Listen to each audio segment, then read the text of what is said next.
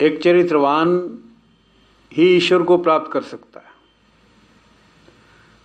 अतः अपने चरित्र का निर्माण करो। आइए इस चरित्र के बारे में थोड़ा सा जान लें कि यह चरित्र क्या है जिसका निर्माण करना है। हमारा चरित्र 5 चीज़ों से बनता है, जो इस प्रकार है: काम है, क्रोध है, लोभ है, मोह है और मद है। जब बच्चा छोटा होता है तो उसको मैं का विकास नहीं होता है,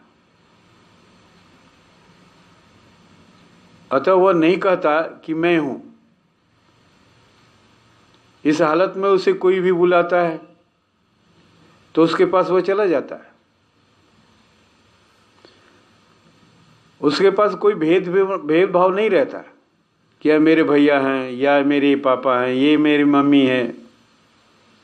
पर जिस दिन मैं पैदा हो जाता है उसी दिन मेरा भी पैदा हो जाता है, क्योंकि मेरा मैं से ही बना है। अब धीरे धीरे मैं को काम ने, लोभ ने तगड़ा कर दिया। यहाँ तो बच्चा किसी चीज़ के लिए रोने लगता है, ये मेरा खिलौना है, ये मेरी मिठाई है। इस तरह से खिलौने और मिठाई को लेने के लिए वो बाध्य कर देता है। लोभ अभी बच्चा है, अतः उतना बुरा नहीं है। पर जब यह जवान होगा तो अब वह छीनने लगेगा। रोएगा नहीं, बल्कि हड़प लेगा, बलात्कार करने लगेगा। यहाँ पर लोभ ने मैं को मजबूत जो कर दिया है। जब लोभ की सिद्धि हो जाती है तो मोह पैदा हो जाएगा,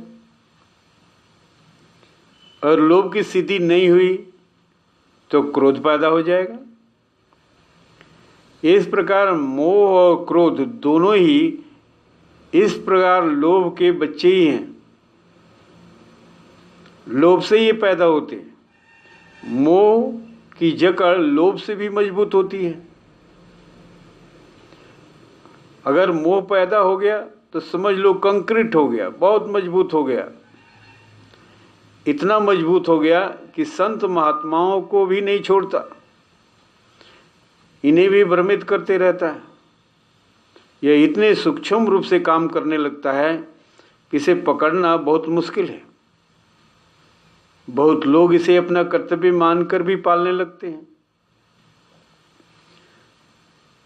अगर लोभ की सिद्धि नहीं हुई तो क्रोध सामने आ गया। अब इन दोनों में से एक न एक तो रहेगा ही रहेगा। फिर धीरे धीरे काम भी घर करने लगता है। अक्षर हम वासना का मतलब काम से ही जोड़ते हैं, काम से ही जोड़ते हैं। पर वासना का मतलब होता है बस जाना, रुक जाना, ठहर जाना। वासना के अंतर्गत पांचों काम, क्रोध, लोभ, मोह, मद आते हैं। ये सभी वासनाएं हैं। ये हमारे अंदर इतना बस गए हैं कि हम इसे हटा नहीं सकते। ठीक समय पर सर उठा देते हैं। हम नहीं चाहते कि क्रोध करें, पर वह सही समय पर अपना काम कर जाते हैं। बहुत बड़े महात्मा हैं, औलिया हैं, संत हैं, फकीर हैं। जब लोभ का समय आएगा वो सामने खड़ा हो जाएगा। जब मोह का समय आएगा वो भी अपना सर उठा लेगा। इस तरह बड़े बड़े महात्मा पर मोहग्रस्त होने का आरोप लगते रहा है। इस तरह जैसे जैसे हम इन सब की सिद्धि होती जाती है, मद पैदा हो जाता है। जब वो हमारे अंदर बसने लगता है तो व्यक्ति चाहे जितना भी गरीब क्यों ना हो, उसका मद का खुमार नहीं टूटता। हमारे दादाजी बहुत धनवान थे, अतः तुम हमें प्रणाम करो, यह है तम का मद। पर जब वह मद सत के मद में बदल जाता है तो हम कृष्ण बन जाते हैं, भगवान बन जाते हैं। श्री कृष्ण ने कहा था, मनमना भव मद्भक्तो माद्दाजी माम नमस्कुरु, अर्थात हे अर्जुन, मेरी भक्ति कर, मेरे मन से अपने मन को जोड़ दे, मुझे प्रणाम कर।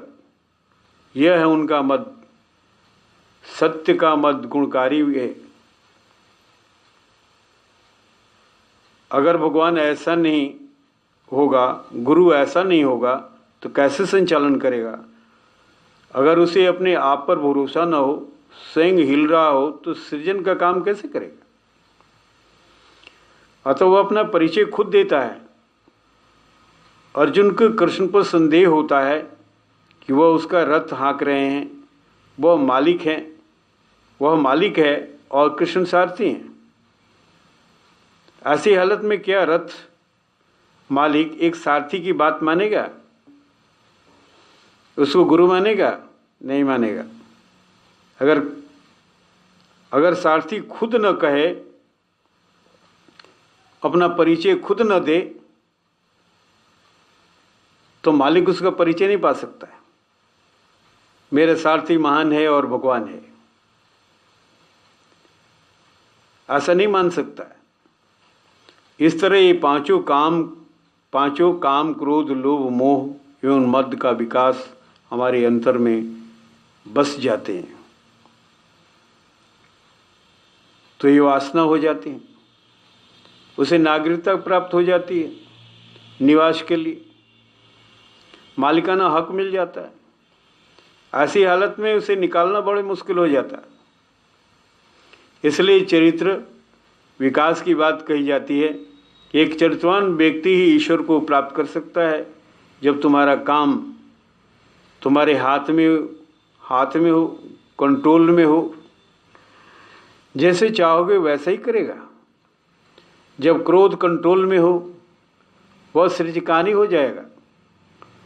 तुम उसी के प्रति गुस्सा करोगे जिसे तुम बनाना चाहते हो। यह सत्य का क्रोध है। यह क्रोध ऐसा डंडा है जिसे व्यक्ति अपने प्रियजनों को दिखाकर उसे ठीक करना चाहता है, डराता है। उसके पीछे उसकी अभिलाषा उसके विनाश की नहीं है, नुकसान की नहीं होती है, बल्कि जिसे वह प्यार करता है उसे ही डांटता है। अगर दूरियां बनाकर रखता तो वह नहीं डांटता। अगर इसका अर्थ लोग गलत तरीके से लेते हैं और सोचने लगते हैं कि कैसे ये इस व्यक्ति को मिटा दिया जाए, जो हमें अपमानित कर रहा है, हमें डांट रहा है, हमें इसने अपमानित किया है, यहाँ तक कि वो गुरु ही क्यों ना हो, उसे भी मिटाने की बात सोचने लग जाता है। जबकि सत्य का क्रोध एक सकारात्मक रास्ता है। अगर क्रोध को पूरी तरह समाप्त कर दिया जाए तो काम नहीं चलेगा। ठीक इसी तरह से हमारा मोह भी सत्य का हो, लोभ भी सत्य का हो। अतः इन काम क्रोध लोभ मोह मद पर नियंत्रण करना सीखना है। नियंत्रण करने से चित्त का निर्माण होता है। जितना हमको क्रोध चाहिए रहेगा, जितना हमको काम चाहिए उतना रहेगा, जितना हमको मोह चाहिए रहेगा, जितना हमको लोभ चाहिए रहेगा, जितना हमको मद चाहिए उतना रहेगा। हर चीज़ संतुलित हालत में रहेगी। अगर खाने में नमक हटा दिया जाए तो खाना खाने का मन नहीं करेगा, नमक के फीका होने की वजह से। यदि नमक ज़्यादा डाल दो तो भी खाने की इच्छा नहीं करेगी। इतना कड़वा लग रहा है, कैसे खाएंगे? इसलिए संतुलन जरूरी है। इन पांचों का संतुलन ही चरित्र का निर्माण करता है। अब ऐसा चरित्र निर्माण करने वाला व्यक्ति ईश्वर को प्राप्त कर सकता है। ओम शांति।